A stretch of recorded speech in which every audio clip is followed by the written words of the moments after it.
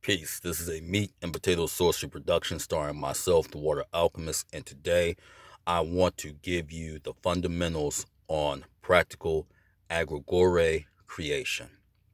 What is a Egregore before we go any further? A Egregore is your creation. This creation is spawned from your consciousness, from your mind.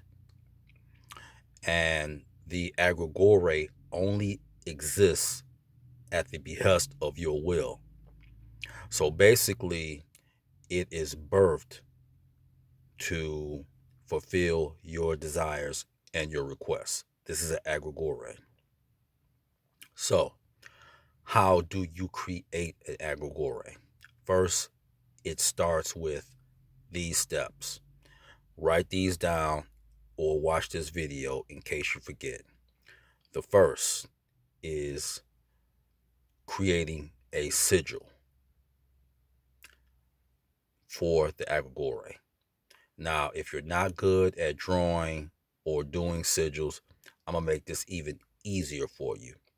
You can go on Google and type in sigil generator online, and you can use that to create a sigil. So you have a sigil, one. Two, the name of your egregore. Three, what is its purpose? What is it going to be created to do? This is very important. You should only give your egregore one or two things that it is created to do. And the fourth, and pay very close attention to this, you have to give it a timeline for its existence, whether it be 2 months, 3 months, or 6 months.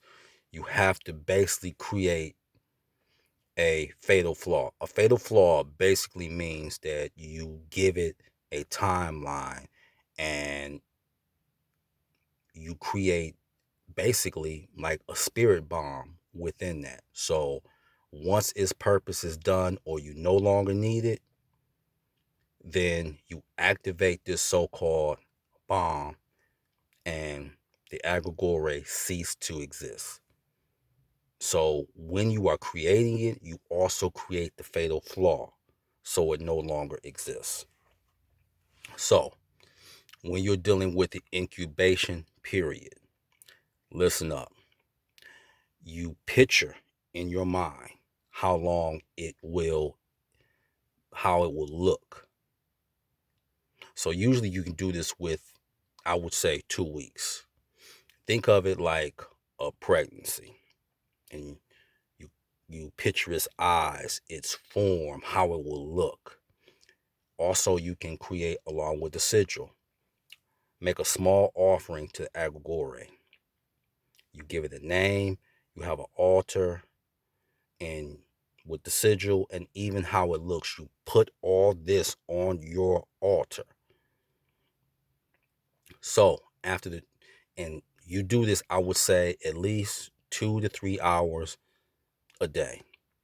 You go into its very creation, the purpose that it will fulfill. Like example, protecting the house, helping you succeed at your job, making you more attractive. Give it a purpose, and you fuse it while you're thinking of the birthing process. You fuse it into this is what you're going to do, such and such. This is the steps that you take. And after 2 weeks, you make sure that it fulfills its purpose and it does the things that it has to do. Now, one way to make sure that the fatal flaw is impeccable, when you do this sigil, you can carve within the inside. When you're thinking of it, that the fatal flaw is within inside of the egregore. So let's say you no longer need it. You can either give a spoken command, and along with the sigil, you can burn it and say such and such, thank you, but Now you no longer exist. So this is practical Egregore creation. Now, you can create a sigil. You picture how it looks. You picture the formation as far as its eyes, its hands, if it has wings, if it has multiple heads. You are the creator and you give it its purpose. And then you give it its timeline as far as the 2 weeks, this is the gestation and the birth. And then you also give it its time, month, or day of its demise.